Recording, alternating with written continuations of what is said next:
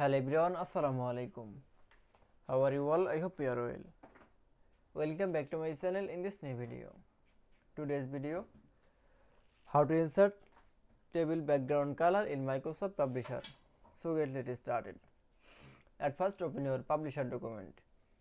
In this video I will show insert table background color. Now firstly going to the insert menu option.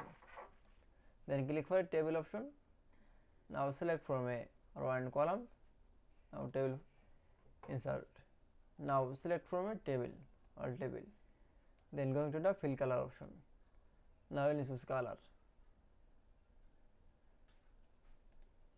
Then going to the line color option.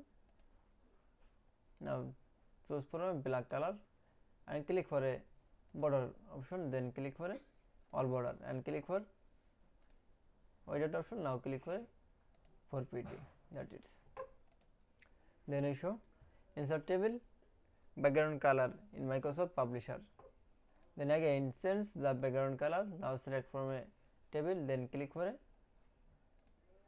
design option. Now click for a fill color option. Then I choose color. That's it.